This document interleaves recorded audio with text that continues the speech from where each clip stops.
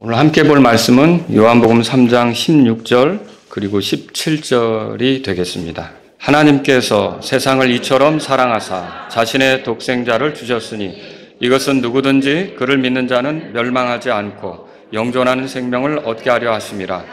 하나님께서 자신의 아들을 세상에 보내신 것은 세상을 정죄하려 하심이 아니요 그를 통해 세상을 구원하려 하심이라. 아멘. 여러분들이 15절에 또 보시면 믿는 자 찾으셨어요? 읽지는 않았지만 우리가 이따가 읽겠습니다. 그리고 16절에도 믿는 자 찾으셨어요?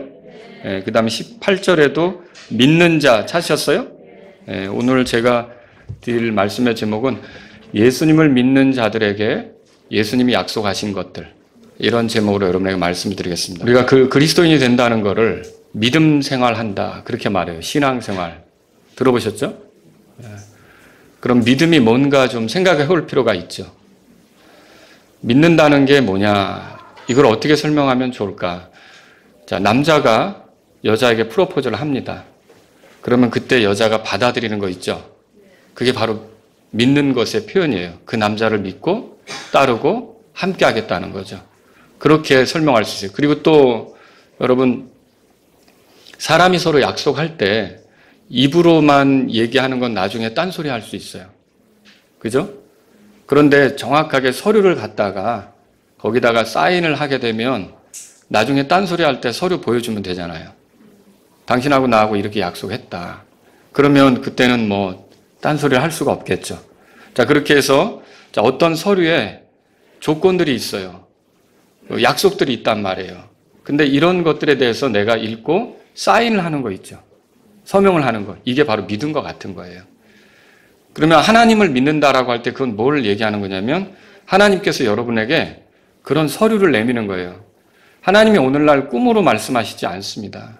여러분들이 잘 아셔야 돼요. 그건 굉장히 주관적이고요. 사람마다 다른 거예요. 하나님은 무엇으로 말씀하시냐면 오늘날 기록된 말씀으로 우리에게 말씀하십니다. 자, 그 기록된 말씀이 뭡니까? 여러분 손 안에 있는 성경 기록이에요. 그러니까 이것은 하나님께서 우리에게 하시는 약속들이 들어있는 거죠. 근데 내가 이것을 읽고서 아멘. 아멘이 뭐예요? 과연 그렇습니다. 그런 거 아닙니까? 아멘은 인정한다는 뜻이에요. 받아들인다는 거죠. 아멘. 과연 그렇습니다.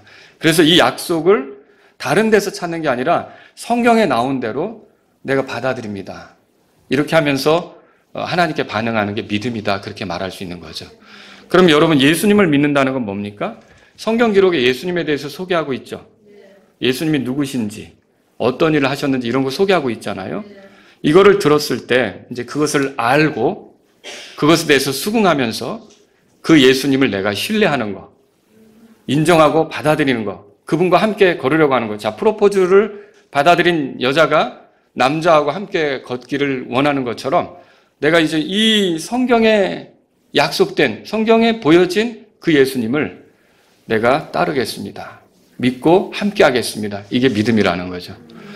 그것도 억지로가 아니라 정말 그 가치를 발견하고 기쁘게 자진해서 그렇게 따르는 것을 우리는 믿음이다. 그렇게 말할 수 있어요. 그러니까 이건 지적으로 알아야 되는 거고요. 감성적으로 내가 그걸 좋아해야 되는 거죠. 그게 기쁜 거죠. 그리고 의지적으로도 어떻게 해요? 기꺼이 따르려고 하는 거죠. 그래서 전인적으로 거기에 반응하는 것, 이거를 우리가 믿음이다. 그렇게 말할 수가 있는 겁니다. 자, 그러면 예수님은 누굽니까? 성경에 보면 예수님은 하나님의 아들이세요. 그런데 우리를 구원할 목적으로 사람이 되신 거죠. 그래서 예수님은 하나님인 동시에 또한 사람이라고 할 수도 있어요. 그런 분은 이 세상에 유일한 분이에요. 하나님이시면서 동시에 사람이신 분. 저는 사람이기만 하죠. 여러분도 그렇지 않습니까? 근데 예수님은 하나님이신데 사람이 되신 거예요. 육체가 되신 거죠. 원래는 우리가 쉽게 볼 수 없는 존재였는데 사람이 되신 거예요. 왜 사람이 되셨느냐? 우리의 그 죄, 하나님을 가까이 할 수 없는 죄, 하나님 앞에 심판받을 수밖에 없는 죄, 이런 것들을 해결해 주시기 위해서 예수님이 자신을 희생물로 내주고자, 육체가 돼야 죽을 수 있잖아요. 육체가 돼야 피를 흘릴 수 있잖아요. 희생물이 되시고자 사람이 되신 분이 우리 예수님이시란 말이죠. 그래서 그분을 우리가 그리스도다 그렇게 불러요. 그리스도라는 말 뜻은 뭐냐면 기름 부음을 받았다. 기름 부음 받은 자다. 그런 뜻이에요. 자, 구약 시대에는 기름 붓는 대상이 따로 있죠. 왕, 제사장, 대언자. 이런 거는 아무나 할 수 있습니까? 그 사람들만 할 수 있는 일을 위해 따로 세운다는 뜻으로 기름 붓는 거예요. 그런 것처럼 우리를 죄에서 구원해 주셔서 하나님과 가깝게 할 수 있는 유일한 사람으로 하나님이 기름 부어 세우신 존재는 그리스도예요. 그러니까 그분을 통하지 않으면 저와 여러분들은 하나님하고 가깝게 될 수가 없는 거죠. 자, 그래서 예수님을 그리스도라고 하죠. 예수님은 우리의 죄 때문에 십자가에서 죽으셨어요. 거기서 피 흘리고 죽으신 거죠.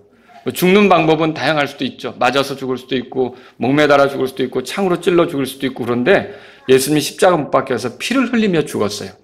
근데 왜 피가 필요했느냐? 피 흘림이 없으면 죄들의 사면이 없기 때문에 우리의 죄들을, 피는 생명이죠. 생명을 들여야만 죄 문제가 해결이 되는 거죠. 자, 하나님의 생명으로 온 인류의 죄를 해결하는 거. 그게 십자가 사건이었어요. 그래서 예수님이 죽으심으로 우리를 죄에서 건지는 거죠. 그래서 모든 죄들을 예수님의 피로 용서받게 하는 거예요. 과거, 현재, 미래, 아는 죄, 모르는 죄, 드러난 죄, 드러나지 않은 죄, 이미 누구한테 지적받은 죄, 아무도 모르게 나만 알고 있는 죄, 모든 죄, 내 인생에 걸친 한 사람이 태어나서 죽을 때까지의 모든 죄들을 예수님이 십자가에서 자신의 피로 처리해 주시는 거죠. 자, 그게 성경에 나온 약속에 말하자면. 그런데 이렇게 해서 예수님을 믿으면 죄들을 용서받고 구원받는다는 걸 하나님이 제시하는 거거든요. 그럼 이제 내가 그걸 기뻐한다면 나 여기다 사인하겠습니다. 나 이거 받아들이겠습니다. 이게 믿음이라는 거죠. 나 이거 좋아합니다. 이게 나를 위한 거라고 내가 믿습니다. 이게 정말 하나님이 이렇게 하신 거라면 난 너무 기쁩니다. 이게 믿음이라는 거죠. 자, 여러분 이렇게 믿는다는 것은요 결국 하나님을 믿는 게 됩니다. 요한복음 12장 펴보세요. 오늘은 성경을 좀 많이 찾아보겠습니다. 다른 날과 달리 여러분이 성경 말씀을 통해서 큰 확신을 가지셨으면 좋겠습니다. 12장 44절 예수님이 이렇게 말씀하시죠. 읽어보겠습니다. 예수님께서 외쳐 이르시되 나를 믿는 자는 나를 믿지 아니하고 나를 보내신 분을 믿으며. 자, 뭐 나를 믿지 않는다는 그 말이 뭐 예수님은 안 믿는다 그 소리가 아니라 나를 믿는 건 맞지만 더 나아가서 누구를 믿는 거냐? 하나님, 아버지가 예수님을 보내셨잖아요. 아들이신 예수님을. 그 하나님을 믿는 것이다라고 소개하는 거예요. 그래서 여러분이 예수님을 믿으면 하나님을 믿는 게 되는 거예요. 그리고 예수님을 믿지 않으면 하나님을 믿지 않는 것이 되는 거고요. 그래서 어떤 사람은 알라의 하나님하고 유대인들의 하나님 혹은 뭐 우리가 믿는 하나님이 다 같은 걸로 생각을 하는데 우리가 믿는 하나님은 예수님을 믿어서 믿게 되는 그 하나님이고 알라 그 이슬람의 하나님은 다르단 말이에요. 지금 미국 땅에서는 크리슬람이라고 퍼져가고 있어요. 기독교하고 이슬람이 합해서 예배드리는 거. 서로 같이 어울려서 예배드리는 거. 여러분 그 절대 아니라는 거죠. 우리가 믿는 하나님은 예수님을 통해서만 만날 수 있는 그 하나님이라는 거예요. 그 창조주시죠. 우리를 구원하시는 분이죠. 온 인류를 다스리시는 분이죠. 그 하나님을 우리가 예수님을 통해서 믿게 되는 거죠. 자, 그러면 제가 오늘 여러분하고 같이 이 예수님을 믿을 때 예수님이 그 믿는 자들에게 약속하신 것이 뭔지를 살펴보도록 하겠습니다. 그게 오늘 제 설교 내용이니까 여러분들이 구원받으셨다면 정말 이런 약속들이 내게 있구나 되새겨보면서 기뻐하시기를 바라고요. 구원받지 못했다면 오늘 한번 믿음의 펜을 준비하셔서 나도 서명을 해야겠다. 믿는다고 나도 반응해야겠다. 이런 시간이 됐으면 좋겠습니다. 자, 첫 번째로 뭘 말씀드릴 수 있냐면요. 15절에 보세요. 15절. 같이 읽겠습니다. 요한복음 3장 15절입니다. 요한복음 3장 15절.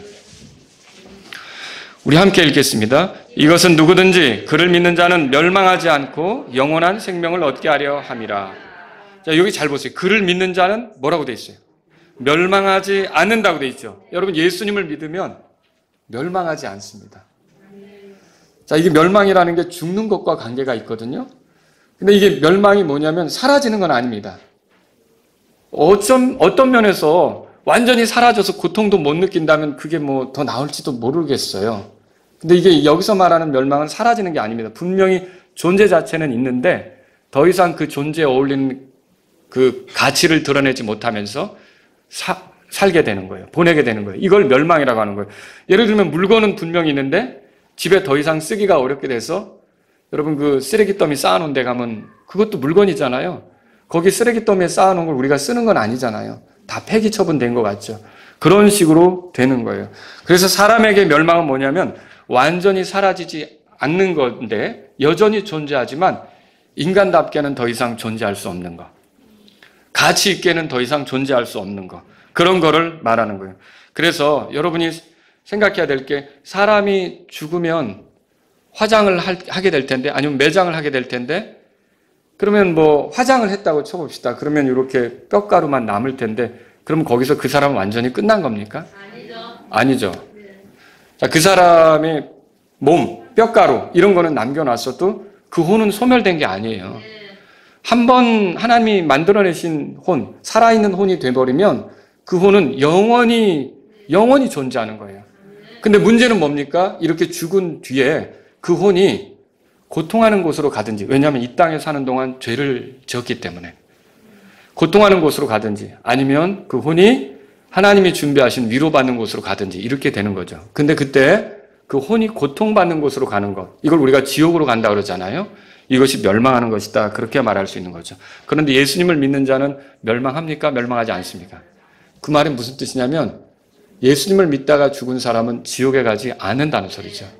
그리고 하나님과 영혼을 보내게 된다. 그 말입니다. 두 번째로요. 15절에 보세요. 이것은 누구든지 그를 믿는 자는 멸망하지 않고 뭐라고 돼 있어요? 영원한 생명을 얻는다고 그렇게 말하고 있어요. 이 영원한 생명은 하나님과 함께하는 생명이에요. 하나님의 아들로서 살아가는 생명이에요. 자, 우리가 아담의 후예로 태어났죠? 여러분이 호적등본 떼어보시면 아버지 어머니 이름 나오시잖아요. 그들의 자녀로 내가 살아왔단 말이에요. 근데 그들의 자녀로 사는 것은 70년이나 80년 동안 살겠죠. 근데 하나님의 아들로 사는 것은 하나님의 아들로 태어난 순간부터 영원히 살아가는 거예요. 누구와 함께? 하나님과 함께. 그게 여기서 영원한 생명이다. 그렇게 말하고 있는 거죠.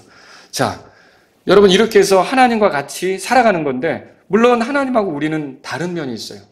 그분은 절대적인 주권자죠. 권능에 있어서 우리랑은 비교가 안 되게 탁월하신 분이잖아요. 그런 창조주로서의 뛰어남이 그분에게 있는 거예요. 우리는 그분에게 범접하지 못하는 그런 우리 나름의 인간의 한계가 있는 거죠. 그러나 그럼에도 불구하고 우리가 그 하나님과 같이 영혼을 보낼 수 있는 것, 그것도 좋은 상태에서 보낼 수 있는 것을 성경은 영원한 생명이다. 그렇게 말하는 거죠. 여러분 영원한 생명만 있는 것이 아닙니다. 세 번째로 영존하는 생명도 있습니다. 16절에 다 같이 읽겠습니다.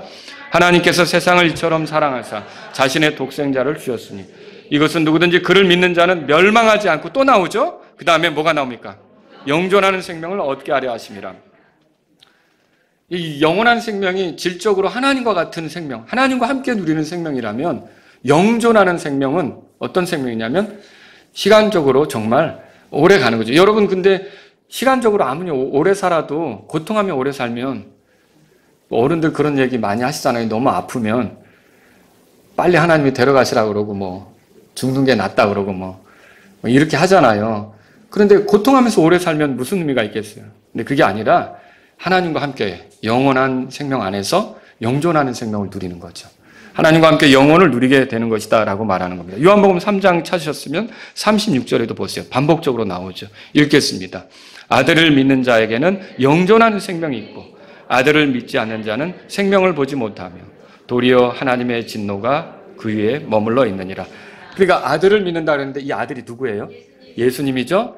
예수님을 믿는 자는 영존하는 생명이 있다고 그랬어요. 그리고요, 그 아들을 믿지 않으면 하나님의 진노가 그 위에 머물러 있다. 또 그렇게 말하고 있어요. 여러분, 그 영존하는 생명은 육체의 생명하고는 다릅니다.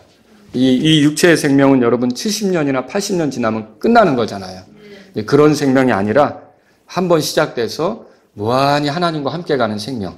이게 영존하는 생명이다. 그렇게 보시면 되겠습니다. 결국은 어떻게 되느냐? 예수님 부활하셨습니까? 부활하신 예수님처럼 되는 생명이죠. 그분과 같이 살아가는. 그러니까 우리가 전에는 아담처럼 살았다면 부활하신 예수님처럼 살게 되는 게 이 영존하는 생명이 되는 거죠. 그걸 정리하시면 좋겠어요. 그 다음에 예수님을 믿는 자는 정죄받지 않습니다. 자, 요한복음 3장 찾으셨으면 거기 8절에 17절 18절 보세요. 다 같이 읽겠습니다. 하나님께서 자신의 아들을 세상에 보내신 것은 세상을 정죄하려 하심이 아니요 그를 통해 세상을 구원하려 하심이라. 그를 믿는 자는 정죄를 받지 아니하거니와 믿지 않는 자는 하나님의 독생자의 이름을 믿지 아니하였으므로 이미 정죄를 받았느니라. 자, 정죄를 받는다는 게 뭐예요? 하나님 앞에서 유죄라고 판단을 받는 거예요. 그러면 하나님 앞에서 유죄라고 판단을 받으면 하나님은 공의로우시거든요. 그 유죄 판결을 받은 그 사람을 가만두지 않습니다. 그 죄에 대한 값을 치르게 하시죠. 죄의 삭은 사망이다. 성경이 말하고 있어요. 그래서 그를 심판하실 수밖에 없는 거예요. 근데 정죄받지 않는다는 말은 하나님 앞에 유죄 판결을 받지 않는다는 거예요. 그가 죄인으로 살아왔는데도 하나님이 그를 유죄로 인정하지 않는다는 거예요. 그거 놀라운 거 아닙니까? 죄가 있다고 인정하지 않고요. 그냥 그 사람에게는 이제 죄 없는 사람인 것처럼 그렇게 인정을 해주셔서 그가 심판받지 않게 해주는 게 정죄받지 않는다. 그 말이 된다는 것이죠. 요한복음 3장 36절 우리가 아까 봤는데 거기도 보니까 하나님의 진노라는 말이 나와요. 그러면 아들을 믿지 않는 자는 하나님의 진노가 있는 거고 아들을 믿으면 어때요? 정죄받지 않으니까 정죄받지 않는다면 심판도 받지 않는 거죠.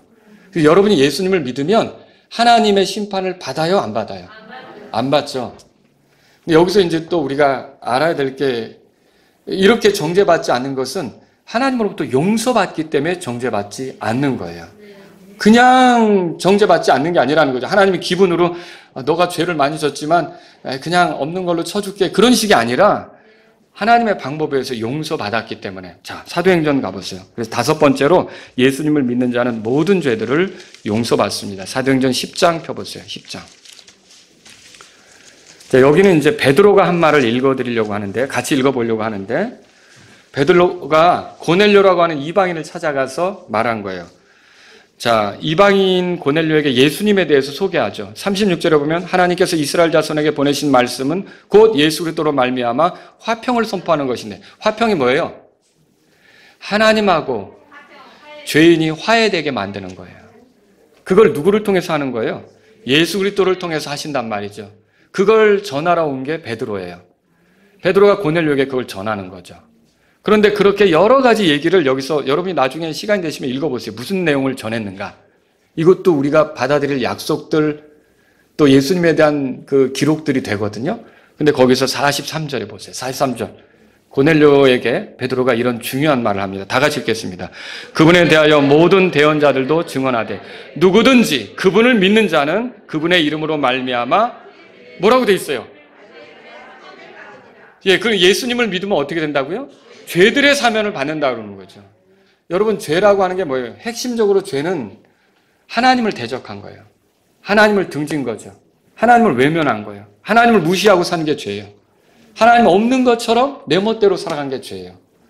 그래서는 안 되죠. 하나님이 주신 삶의 기회인데 하나님 없다고 생각하면서 내 멋대로 살아간 게 죄라는 거죠. 그렇게 하다 보니까 많은 죄들이 나오는 거예요. 거짓말도 나오고 간음도 나오고 미움도 나오고 이런 시기하는 것도 나오고 모함도 나오고 욕하는 것도 나오고 거친 말도 나오고 헛된 자랑도 나오고 이런 많은 죄들이 나오는 거죠. 결국 이런 죄 때문에 많은 죄들을 짓고 하나님 앞에 심판받을 수밖에 없는 존재가 되는데 예수님을 믿으면 그 죄들이 뭐라고 돼 있어요? 여기 사면이 된다고 돼 있죠. 여러분, 죄를 져서 감옥에 들어갔지만 8.15 때 8월 15일 날 혹은 성탄절 때 뭐 그런 거 있잖아요. 특별히 사면되는 사람 있잖아요. 풀려나는 사람 있잖아요. 그런 것처럼 죄는 졌지만 우리가 그렇게 풀려나서 용서받아서 떳떳이 살아갈 수 있게 되는 것을 말하고 있다는 거죠. 이게 예수님을 믿는 자에게 가능한 거예요. 그러면 이게 어떻게 해서 이렇게 가능한 겁니까? 여러분 잘 들으세요. 이제 여기서 그냥 하나님이 만약에 우리가 죄인인데 그냥 없는 걸로 쳐줄게 하면 하나님 불의하신 분이에요. 아니, 죄인을 죄 없다고 하면 하나님이 불의하신 거죠. 그렇지 않습니까? 법정에서 분명히 죄가 있고 검사가 기소를 해서 이 사람 증거도 많은데 판사가 죄 없어 이렇게 하면 그거 판사가 이상한 거죠. 우리는 많은 죄를 짓고 살았어요. 근데 하나님께서는 우리에게 죄들의 사면을 허락하시고 이제는 정죄가 없다 그러고 용서를 베풀어 주시는데 이걸 그냥 그분의 기분에 따라 한다 그러면 불의한 거예요. 근데 하나님은 이게 손가락질 당하지 않도록 어떻게 하시느냐? 죄는 우리가 졌는데 우리의 죄를 대신해서 예수님이 십자가에서 대신 처벌을 받게 하는 거예요. 그 십자가에서 찢기고 고난당하는 거는 그분이 뭐 힘이 없어서 단지 그런 게 아니라 우리의 죄 때문에 대신 처벌받으려고 그렇게 하신 거라는 거죠.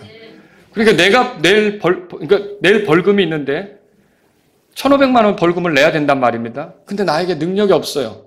그러면 나는 구류를 살아야 되는 거죠. 하루에 얼마씩 깎으면서 내가 뭐 같이 수감돼서 이렇게 일을 하면서 지내야 되겠죠. 그런데 어떤 사람이 내 대신 그 1,500만 원을 갚아주면 나는 그 사람 때문에 풀려날 수 있잖아요. 바로 그것처럼 죄는 내가 졌는데 예수님께서 십자가에서 내 죄값으로 자기 목숨을 내주시는 거예요. 자기 생명을 내주시는 거예요. 자기 피를 쏟으시면서 처참하게 죽는 거죠. 조롱받으면 손가락질 당하면 그게 하나님이 정하신 계획이었어요. 그러니까 하나님은 누구도 흠잡지 못하도록 나의 죄를 예수님에게 넘겨서 내 죄들이 다 그렇게 예수님 안에서 처벌되도록. 그래서 십자가에서 내 죄가 처벌당했다. 예수님이 죽임당한 게 내 죄에 대한 처벌을 당하셨다고 믿으면 그 믿는 자는 용서해 주는 거예요. 근데 만약에 그걸 믿지 않으면 결국은 자기가 갚아야 되는 거예요. 자기가 언제 죄값을 갚느냐? 나중에 지옥에도 들어가겠지만 희망자 심판석, 백보자 심판이라고 그러죠? 희망자 심판석에서 결국은 자기가 행한 모든 것에 따라 자기가 죄를 이제 지은 대로 심판을 받아야 되는 거죠. 근데 여기 예수님을 믿으면 어때요? 이렇게 죄들의 사면을 받는다. 여러분, 이 말이 있기 전에 그 요한복음 3장으로 돌아가 보시면 그런 게 있어요. 그 앞에 본문에 구약 시대의 이야기를 해드릴게요. 이스라엘 백성이 광야 생활하는 중에 하나님께 불평을 늘어놨어요. 한 번도 아니고 여러 번 불평을 늘어놨죠. 그러니까 하나님께서 진노하셨어요. 그래서 이스라엘 백성들 그 장막 사이에 불뱀을 보내셨어요. 그 불뱀이 다니면서 사람들을 물어 죽이는 거예요. 그 독이 퍼져가면 사람들이 죽어가죠. 그러니까 사람들이 잘못했다고 아우성을 치면서 모세에게 가서 하나님께 이 불뱀 좀 치워달라고 기도해달라고 그렇게 요청을 했죠. 그런데 모세가 가서 하나님께 말씀을 드렸더니 하나님께서 불뱀을 치우는 게 아니라 노스로 뱀을 만들어가지고 누구든지 볼 수 있게 장대 위에 다르라는 거예요. 방법은 생뚱맞죠. 인간의 편에서 보면 뭐 독이 퍼져가면 해독하는 약초를 준다든지 아니면 의사들을 대거 준비된 의사들을 보내든다든지 이럴 텐데 그게 아니라 노스로 뱀을 만들어가지고 장대 위에 다르라는 거예요. 그리고 누구든지 그걸 쳐다보면 산다는 거예요. 사람들마다 분분하겠죠. 에이 그거 본다고 살아? 에이 하고 그런 사람은 어떻게 됐을까요? 죽는 거예요. 아니 누가 그런 걸 보라 그랬어요. 약초나 어디 구해주든지 약이나 발라주든지 뭐 이렇게 했겠죠. 그런 사람 어떻게 됐겠어요? 다 죽은 거예요. 그런데 단순히 그걸 하나님의 말씀으로 믿고 그걸 바라본 사람은 순식간에 독이 사라지면서 살아났던 거죠. 그리고서 그래서 요한복음 3장에 그 얘기가 나오는 거예요. 자 보세요. 14절에 모세가 광야에서 뱀을 든 것 같이 사람의 아들도 반드시 들려야 하리니. 이 말이 무슨 뜻이에요? 이스라엘 백성이 그럴 때 모세가 광야에서 그 뱀을 들어서 장대에 달아가지고 자 누구든지 이 뱀을 보면 산다, 노뱀을 보면 산다 그랬잖아요. 그리고 그거 보면 살았잖아요. 그것처럼 이제는 어떻게 되냐면 온 인류의 죄 때문에 죽어가는 사람이 가득해요. 죄인 아닌 사람이 어디 있어요? 모든 사람이 죄를 지어 하나님의 영광에 이르지 못하다냐. 그렇죠. 다 같이 죄 때문에 죽어간단 말이에요. 그런데 이 죽어가는 사람들이 어떻게 하면 살까? 정말 안타까운 상황이죠. 근데 하나님께서는 어떻게 하셨느냐? 십자가라는 장대 위에 예수님을 매다신 거예요. 이제 누구든지 그분을 바라보면 그분이 나의 구원자요. 나 때문에 죽는다. 나 때문에 피 흘린다. 나 때문에 처벌받는다. 나 때문에 오셨다. 이것을 믿는 사람은 어떻게 되는 거예요? 자, 불뱀에 물린 사람들 몸에서 독이 빠져나가고 그들이 살아나는 것처럼 이 십자가에 못 박히신 예수님을 나의 구주로 바라보는 사람들은 죄 가운데서 이제 구원을 받고 죄들의 사면을 받고 살아날 수 있게 된다는 거죠. 이게 하나님께서 약속하신 거예요. 예수님을 믿는 자는 멸망하지 않습니다. 그래서 또 여섯 번째로 드리고 싶은 말씀, 예수님을 믿는 자는 그래서 또 하나님 앞에 하나님이 의롭게 만드셔요. 그러니까 죄만 없어지는 게 아니라 신분 자체도 의인으로 만들어 주셔요.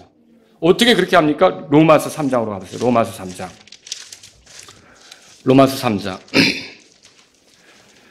예수님 믿는 게 참 잘하는 거죠, 여러분. 예. 로마 3장 26절에 보세요. 바울이 이렇게 말했어요. 다 같이 읽겠습니다. 내가 말하거니와 이때에 자신의 의를 밝히 드러내사 자신이 의롭게 되며 또 예수님을 믿는 자를 의롭게 만드는 이가 되려 하심이라. 하나님이 어떻게 하시냐면 십자가의 사건을 통해 예수님이 죽임당하는 사건을 통해 자신의 의를 밝히 드러내신다는 거예요. 무슨 의를 드러내십니까? 죄인을 의롭다고 선언하는 데 있어서 부정한 방법이 아니었다는 것을 밝히 드러낸다는 거예요. 그 의를 드러낸다는 거죠. 그리고선 어떻게 합니까? 여기 예수님을 믿는 자를 어떻게 해요? 의롭게 만드신대요. 그러면 여러분 이게 예수님을 믿으면 정죄함이 없다 그랬잖아요. 그 사람을 의롭다고 만들어주는 거예요. 근데 이때 어떻게 의롭게 만들어줍니까? 자, 우리의 죄 때문에 죽임당하신 예수님은 죄가 있어요? 없어요? 하나님을 기쁘게 했어요? 하나님에게 저항하면서 살았어요? 하나님을 기쁘게 했죠? 하나님은 예수님을 볼 때 만족하십니까? 네, 우리를 볼 때는 불편하실 수 있어요. 우리가 너무 하나님을 대적하며 산 게 많으니까. 그러나 예수님을 볼 때는 하나님은 온전히 기뻐하실 수 있거든요. 그래서 예수님을 의로운 자라고 인정해 주신 거예요. 그런데 이 의로운 자를 내가 받아들이면 이 의로운 자의 의가 내 것이 되게 한 거죠. 예를 들어 한 남자가 정말 부유하다고 생각해 보세요. 근데 이 여자가 그 부유한 남자랑 결혼하게 되면 그 부유를 같이 공유할 거 아닙니까? 그렇죠? 그런 것처럼 우리가 죄인이지만 예수님, 의로우신 예수님을 나의 구주로 받아들이면 예수님의 의가 나의 것이 되는 거죠. 그래서 하나님은 나를 의롭게 만드시는 거예요. 더 이상 정죄하지 않게 되는 거죠. 여러분 이거 얼마나 놀라운 일입니까? 그래서 저와 여러분들이 예수님을 믿으면 이제 의인이라고 할 수가 있어요. 의롭게 되었다고 할 수 있어요. 여러분이 죄가 없어서가 아니에요. 원래 죄 많은 사람이었어요. 그러나 하나님의 의로운 방법으로 내 죄를 예수님께 처리하시고 또 예수님과 내가 하나가 될 때 예수님의 의가 내 것이 되게 하셔서 나를 의롭게 한다는 거죠. 이게 얼마나 멋진 방법입니까? 여러분과 제가 구원받는 것은 그래서 내가 뭘 잘해서가 아니에요. 이거 잘 들으세요. 구원받고자 하는 자들이 내 나름대로 노력을 한다. 죽을 때까지 받을 수가 없습니다. 구원받고 싶은 자들이 내가 뭔가 열심히 해서 구원받겠다. 결국 죽을 때까지 구원받지 못합니다. 여러분들이 교회당에 열심히 나오는 거, 헌금을 많이 드리는 거, 착한 일을 많이 하는 거, 이걸로 구원받을 줄로 생각하는데 천만입니다. 여러분, 우리는 마트에 가서 물건을 구입할 때 반드시 지불해야 될 게 있어요. 예, 카드든지 아니면 뭐 현금이든지 반드시 돈을 지불해야 우리가 그 물건을 가져올 수 있어요. 아, 내가 돈을 깜빡 잊고 왔네? 내 모자를 맡길게요. 이 모자 좀 메이커예요. 가능합니까? 안 되죠. 내 옷을 좀 맡길 테니까 좀 가능합니까? 안 되죠. 하나님이 우리를 구원하시는 방법은요, 예수 그리스도 안에서 그게 이루어지도록 한 거라는 거죠. 근데 내가 막 노력을 하는 거예요. 여러분, 노력해서 구원받지 못합니다. 많이 울어도 구원받지 못합니다. 여러분이 구원받으려면 믿어야 됩니다. 누구를 믿어요? 예수님을 믿어야 되는 거예요. 예수님을 통해 구원받으니까 이게 은혜로 되는 거예요. 은혜가 뭐예요? 내가 한 것으로 구원받는다면 은혜가 아니죠. 내가 한 것으로 구원받으면 그건 대가죠. 그런가 내가 한 것이 없이도 구원받는다면 그래서 은혜라고 하는 거예요. 여러분이 구원받는 것은 은혜로 되어지는 거죠. 그리고 놀랍게 예수님을 믿는 자는 7번째로 결코 목마르지 않습니다. 이것도 찾아보세요. 요한복음 6장. 그럼 예수님을 믿으면 정수기를 달고 사는가? 이렇게 또 생각할지도 모르겠는데 요한복음 6장 35절에 보세요. 진짜 좋은 정수기 있어요. 네. 6장 35절 다 같이 읽겠습니다.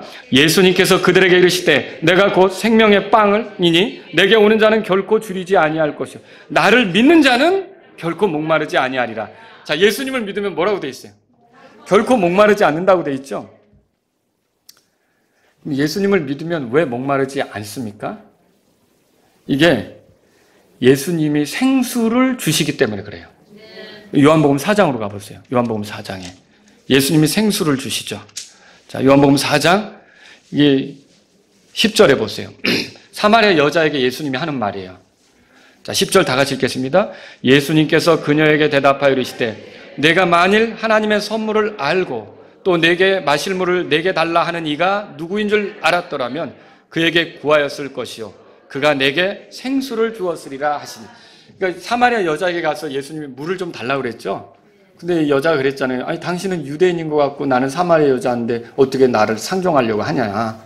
근데 그때 이제 예수님이 이런 말씀을 하시는 거예요.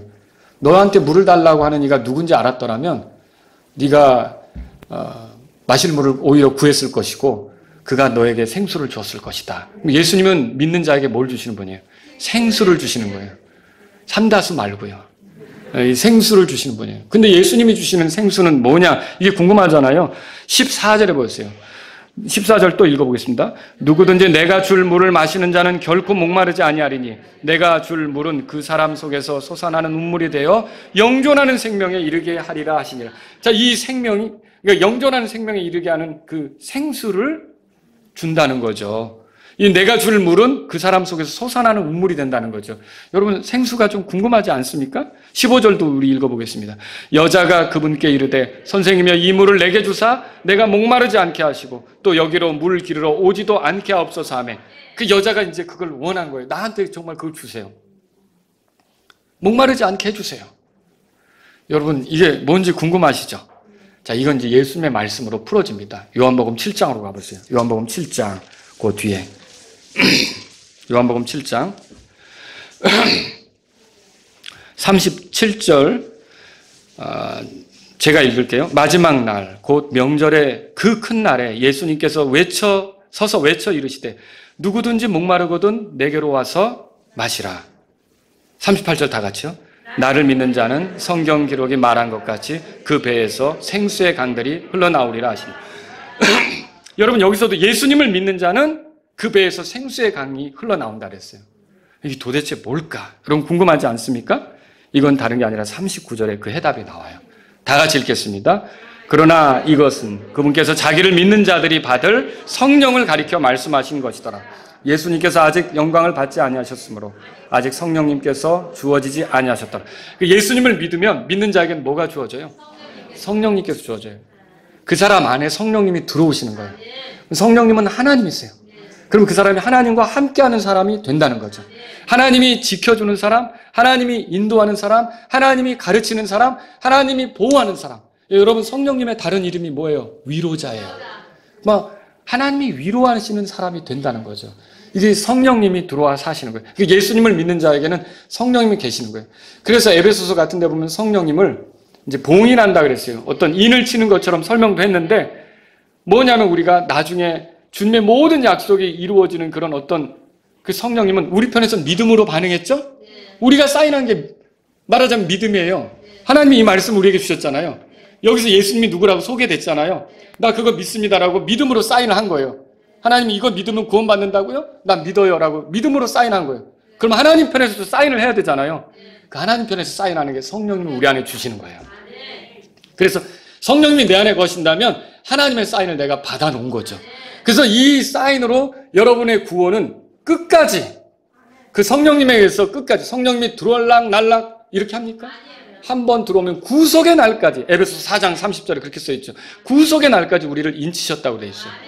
그러니까 이거는 그 계약이 틀어지지 않는 거죠. 그래서 저와 여러분들이 예수님을 믿으면 나는 믿음으로 사인을 하는 거고 하나님이 나에게 내 안에 성령님을 주셔서 이 계약이 틀어지지 않게 구원이 끝까지 영원히 내가 하나님하고 살게 그렇게 만들어주는 걸 믿으시란 말이죠. 또 예수님을 믿는 자는 마지막 날에 주님이 그를 일으키셔요. 이것도 대단해요. 요한복음 6장에 가보세요. 6장 40절에 그 여러분이 믿는 자라는 말에 주목해서 보셔야 돼요. 계속. 자, 40절 읽겠습니다. 나를 보내신 분의 뜻은 그랬어요. 나를 보내신 분, 이거 예수님이 말씀이에요. 예수님을 보내신 분은 누구예요? 하늘에 계신 아버지죠. 나를 보내신 분의 뜻은 이것이니 그랬어요. 그럼 이게 하나님의 뜻이란 말이에요. 자, 다 같이 읽습니다. 곧 그분께서 내게 아들을 보고 그를 믿는 모든 자가 영존하는 생명을 얻는 것이니라 그랬어요. 마지막 날에 내가 그를 일으키리라 하시니라 그랬어요. 자, 아들을 보고 그를 믿는 모든 자. 아들이 누구예요? 예수님이죠. 예수님을 믿는 모든 자가 영존하는 생명을 얻는 것이 아버지의 뜻이에요. 그리고 마지막 날에 그를 일으킨다고 돼 있어요. 이 마지막 날에 일으킨다는 게 뭐예요? 부활이에요. 부활이에요.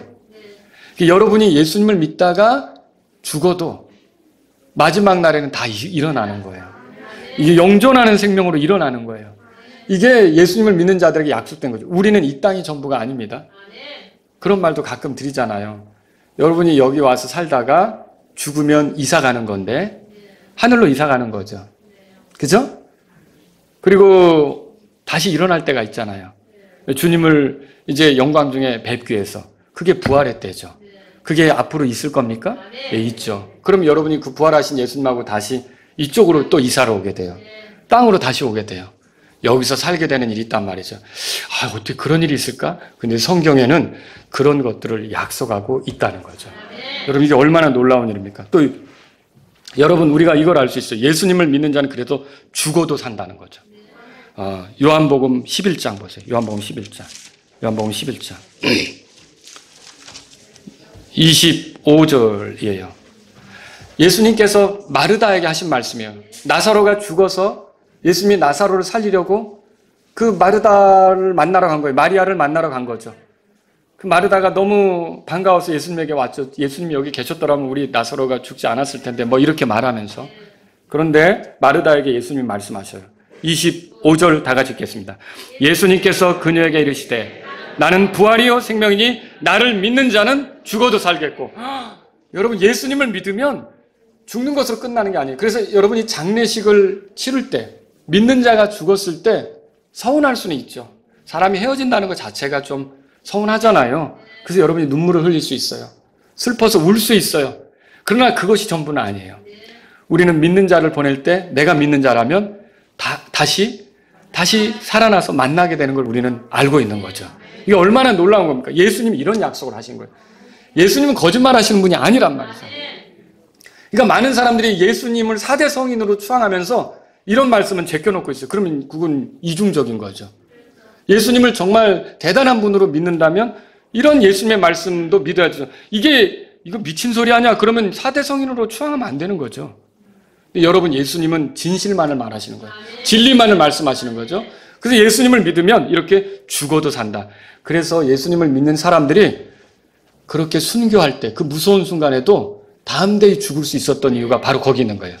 죽음으로 끝나는 게 아니라는 거죠. 또 여기 보세요. 예수님을 믿는 자는 죽어도 살 뿐만 아니라 결코 죽지 않는다고 되어 있어요. 야, 이것도 대단하죠. 자, 우리 26절을 보겠습니다. 다 같이 읽겠습니다. 누구든지 살아서 나를 믿는 자는 결코 죽지 아니하리라. 이것을 내가 믿느냐 하시니, 예수님이 이걸 말해놓고 너 이거 믿어? 라고 말하는 거예요. 그러니까 마르다는 뭐라 그랬어요? 그러하오이다.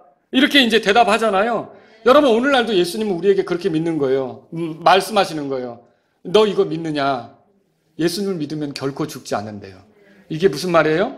우리가 살아서 이렇게 지내다가 예수님이 오실 때까지 살아있을 수가 있잖아요. 많은 분들이 이제 곧 주님이 오신다고 생각하는데, 주님이 오실 때까지 살아있으면 그때 죽고 뭐 이렇게 되는 게 아니라 그 살아있는 그 자체로 죽음을 보지 않고 변화된다는 거죠. 그걸 우리에게 말해주고 있어요. 얼마나 놀라운 일입니까? 그래서 여러분과 저는요, 이렇게 예수님을 믿으면 예수님을 만나면, 우리가 죽지 않고 계속 있다가 예수님을 만나면 죽음을 보지 않고 변화된다는 것도 알 수 있는 거죠. 또 여러분, 예수님을 믿는 사람에겐 어둠이 없어요. 요한복음 8장에 가보세요. 요한복음 8장. 예수님이 자신을 뭐라고 소개하는가? 12절에 보세요. 다 같이 읽겠습니다. 그때에 예수님께서 다시 그들에게 말씀하여 이르시되 나는 세상의 빛이니 나를 따르는 자는 어둠 속에 다니지 아니하고 생명의 빛을 얻으리라 하시니. 여러분 보세요. 아니, 나는 앞을 잘 못 보던 사람이었는데 나를 인도하는 사람이 밝게 본다면 내가 그 사람하고 같이 있으면 함정에 빠질 일은 없는 거죠. 웅덩이에 빠질 일은 없는 거죠. 예수님이 자기 자신을 세상의 빛이라고 소개하셨어요. 그러면 그 빛하고 내가 같이 다니는데 어둠에 거할 수가 없잖아요. 그러니까 내 삶은 밝게 빛나는 그런 삶이 되죠. 그래서 우리를 뭐라고 부르냐면 빛의 자녀다, 그렇게도 말하기도 해요. 여러분, 성경을 찾아보세요. 또 요한복음 12장으로 가보세요. 요한복음 12장. 자, 46절입니다. 이걸 제가 그냥 막 얘기를 드리는 것보다 여러분이 성경 구절을 통해 오늘은 확인하셨으면 해서 이렇게 많이 보여드리는 거예요. 12장 46절 다 같이 읽겠습니다. 나는 빛으로 세상에 왔나니 이것은 누구든지 나를 믿는 자는 어둠에 거하지 아니하게 하려 합니다. 예수님을 믿으면 어둠에 있지 않다는 거예요. 근데 어둠이 뭘까요? 사실은 죄악된 것, 더러운 것, 가증한 것, 추한 것 이런 것들을 함축적으로 여기서 어둠이라고 표현한 거예요. 자, 우리는 어둠에 속하지 않았어요. 우리는 뭐냐면 빛의 자녀라고 합니다. 그래서 여러분 그 36절에 올라가 보세요. 36절에. 자, 다 같이 읽겠습니다. 너희에게 빛이 있을 동안에 빛을 믿으라. 예수님이 세상의 빛이라고 그랬죠? 빛을 믿으라. 누구 믿으라는 소리예요? 예수님을 믿으라는 소리죠. 그러면 빛을 믿으라. 그리하면 너희가 뭐라고 돼 있어요? 빛의 자녀들이 되리라 하시니라. 예수님께서 이것들을 말씀하시고 떠나서 그들로부터 자신을 숨기시니라 그렇게 됐어요. 그러니까 예수님을 믿으면 빛의 자녀가 되는 거예요. 근데 빛과 어둠에 대해서 얘기하는데 이거는 여러분이 다른 본문을 한번 찾아봐야겠어요. 요한일서 가보세요. 요한일서. 어둠이 뭘까? 어둠이 하나님의 뜻대로 살지 않는 게 어둠이에요. 하나님의 뜻대로 사는 게 빛이고요. 그러니까 여러분과 제가 하나님이 지으신 존재죠? 자, 이 컵은 뭐 하는 데 쓰는 거예요? 물 담는 거죠? 저 목마를 때, 목이 탁할 때 물 마시라고 있는 거죠? 이거 야구놀이 하라고 준 거 아니죠? 이거 던지면서 그거 아니죠? 용도가 그게 아니에요. 모든 물건마다 다 용도가 있는 거예요. 마찬가지로 사람도 만들어졌을 때 용도가 있는 거예요. 그냥 만들어진 거 아니에요. 어떤 철학자는 이유 없이 왔다가 왜 왔는지도 모르고 이유 없이 죽는다. 이런 그 얘기를 하는데 여러분과 저는 이 땅에 사실은 다 목적을 가지고 태어난 거죠. 어떤 목적이에요? 우리가 다양한 분야에서 일할 수 있고 다양한 직업을 가질 수 있고 다양한 사람들과 어울려 살 수 있지만 궁극적으로 동일한 목적인데 하나님의 영광을 드러내며 하나님을 기쁘게 할 목적으로 우리가 존재하는 거죠. 그 목적에 충실하는 게 빛 가운데 사는 거예요. 근데 그 목적에 어울리지 않게 사는 건 어둠 가운데 사는 거다. 그렇게 말할 수 있는 거죠. 그럼 여러분 그 빛 가운데 산다는 건 어떻게 드러날까요? 한 예를 들어볼게요. 요한일서 찾으셨으면 거기 2장에 보세요. 2장에 9절입니다. 9절. 다 같이 읽겠습니다. 자기가 빛 가운데 있다고 말하면서 자기 형제를 미워하는 자는 지금까지 어두움 가운데 있느니라. 자, 누군가를 미워하는 건 어두움 가운데 있는 거예요. 그렇죠? 자, 11절은 이렇게 돼 있죠. 다 같이 읽겠습니다. 자기 형제를 미워하는 자는 어두움 가운데 있고 어두움 가운데 걸으며 자기가 어디로 가는지 알지 못하나니 이는 그 어둠이 그의 눈을 멀게 하였기 때문이라. 여러분, 하나님이 우리 사랑한 거 믿으시죠? 예수님이 우리 사랑한 거 믿으시죠? 자, 이 사랑을 받았으면 우리도 하나님이 사랑하신 것처럼 우리도 사랑하며 사는 거예요. 예수님이 사랑하신 것처럼 사랑하며 사는 거예요. 그게 빛 가운데 사는 삶이죠. 그럼 여러분 여기서 사랑을 실천하는, 특히 이렇게 형제라고 되어 있죠. 자기 형제를 사랑하는 자. 이렇게 자기 형제를 사랑하는 것을 가장 잘 실천해 볼 수 있는 그런 기회, 그런 공간, 그런 모임, 이게 뭐예요? 당연히 교회죠. 교회예요. 교회를 통해서 형제들, 예수님을 믿게 된 사람들을 사랑하는 거 훈련하는 거예요. 사랑을 보이는 거예요. 그러니까 진짜 믿는 자는 결국 어둠 속에 있지 않는데 교회를 사랑하며, 교회가 뭐예요? 건물이 아니죠? 여러분, 교회는 건물이 아니에요. 사람들이 건물에 많이 신경을 쓰는데 건물이 깨끗해야 되는 건 맞아요. 건물이 잘 관리돼야 되는 건 맞아요. 근데 교회는 건물이 아니에요. 제가 한 번도 교회를 건물이라고 여러분에게 말하지 않았어요. 예배당이라고 하지. 교회는 사람들이에요. 구원받은 사람들이죠. 이 교회를 세우기에, 사람들을 세우기에, 이 사람들이 더 하나님과 좋은 관계가 되도록 하기 위해 이렇게 하는 것이 형제 사랑 아닙니까? 이게 빛 가운데 있는 삶이죠. 예수님 믿는 사람은 이렇게 빛 가운데 사는 삶을 살 수가 있게 된다라고 하는 거죠. 또 예수님을 믿는 자는 부끄러움을 당하지 않아요. 로마서 가보세요. 로마서. 되게 많죠. 이렇게 믿는 자에게 약속한 게 있어요. 로마서 9장 보세요. 9장. 9장 다 같이 읽겠습니다. 9장 33절입니다. 읽습니다. 이것은 기록된 바 보라 내가 걸림돌과 실족해 하는 반석을 시온에 두노니 누구든지 그를 믿는 자는 부끄러움을 당하지 아니하리라 함과 같으니. 자, 이 걸림돌 혹은 실족하게 하는 반석은 예수님을 표현한 거예요. 이 예수님이 세상에 왔을 때 어떤 사람은 예수님 때문에 걸려 넘어졌어요. 예수님 때문에 실족했어요. 그러나 예수님 때문에 걸려 넘어지거나 실족하지 않고 예수님을 믿는 자는 부끄러움을 당하지 않는다고 말하는 거죠. 여러분, 무슨 말입니까 이게? 사실 우리 자신을 보면 부끄러운 게 많은데, 그런데 하나님의 심판 때 우리가 부끄러운 존재로 드러나지 않고 우리는 이미 죄들의 사면을 받았잖아요.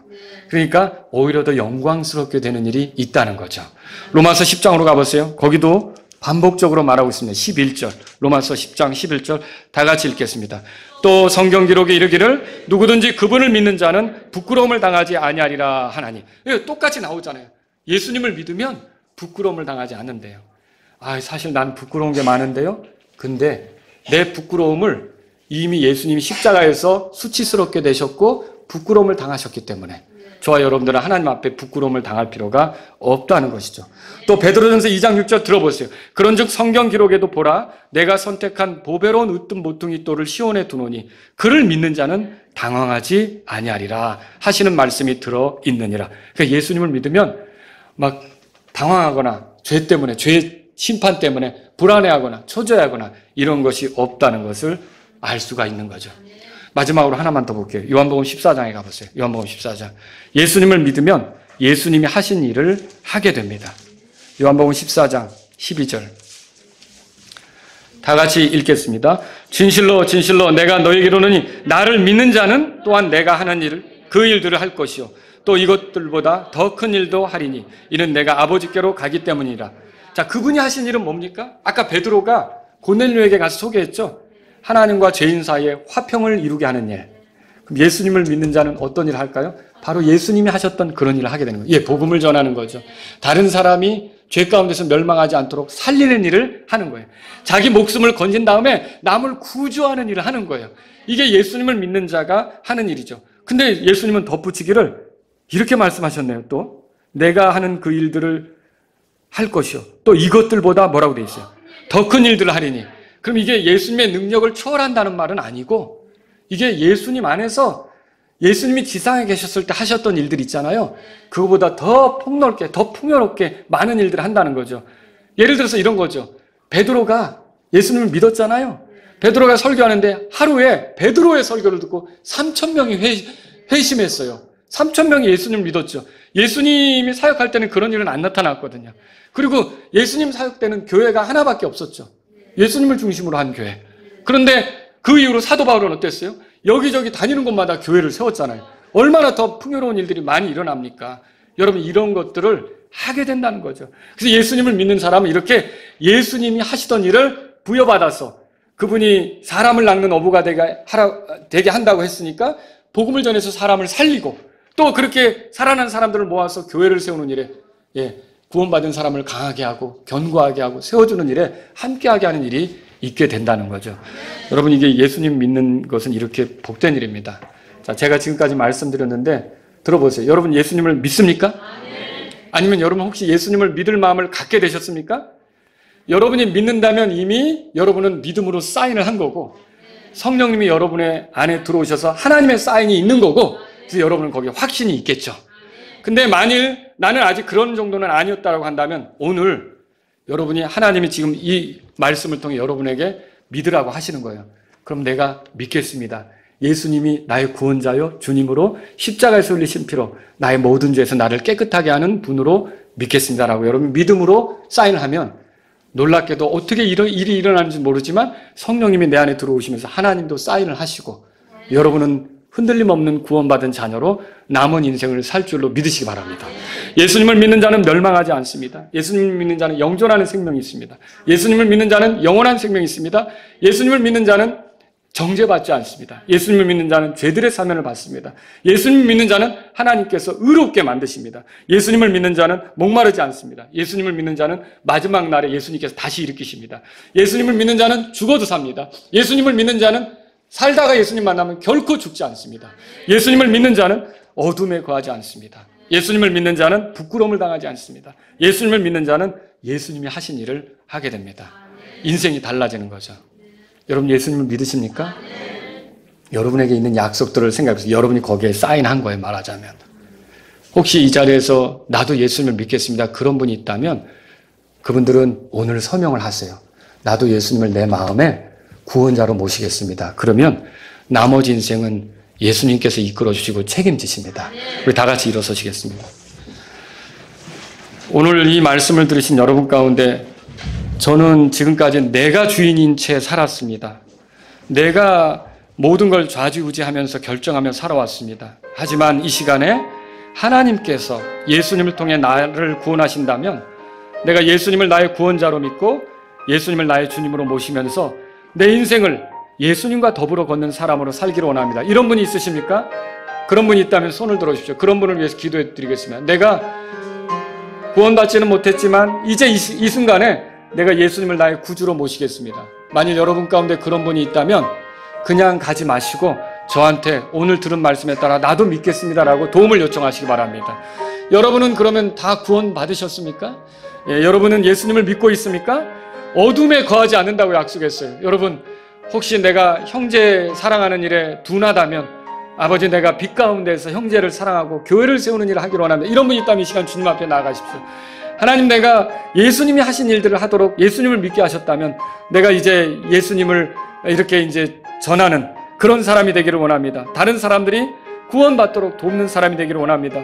여러분 이런 분이 있다면 이 시간 주님 앞에 나아가십시오. 내 안에 성령님을 주셨는데 내가 성령님을 의지해서 살기를 원합니다. 이런 분이 있다면 이 시간 주님 앞에 나아가십시오.